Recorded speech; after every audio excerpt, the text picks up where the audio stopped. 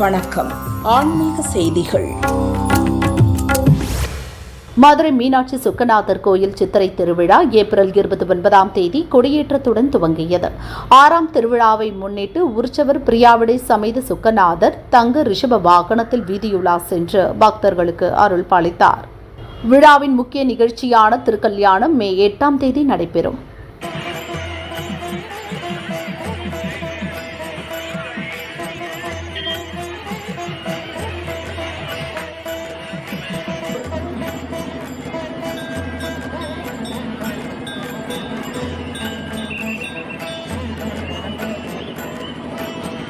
பூம்புகார் வணிகரான ரத்தினகுப்தன் மகள் ரத்தினவதி.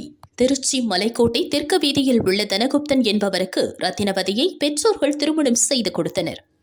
கருவுற்ற ரத்தினவதிக்கு பிரசவம் பார்க்க அவரது தாயார் பூம்புகாரில் இருந்து திருச்சி வந்தார்.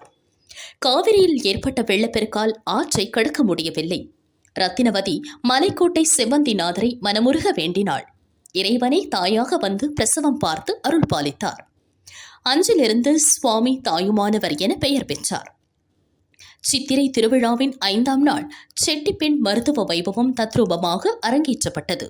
குழந்தை பேறு கிடைக்கவும் சுகப்பிரசவம் நடக்கவும் பக்தர்கள் சுவாமிக்கு பாலாபிஷேகம் செய்து வாழைத்தார் வழங்கி சிறப்பு வழிபாடு செய்தனர்.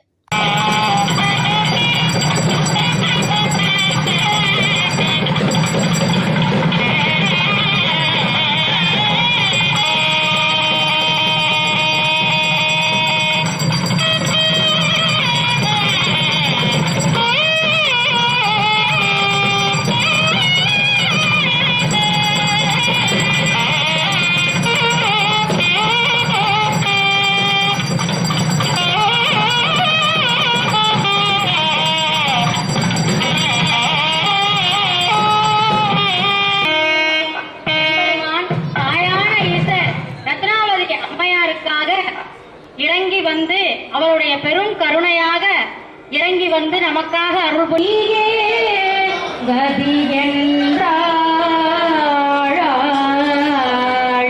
வெள்ளமும் வந்திடவே தன்னோ வருண பிரச்சோதயாத். வருணாய நமः. ஆனந்த கர்ப்பூர ஜோதி ரக்ஷாந்தாரயாமி. மூலமந்திரம் ஜபி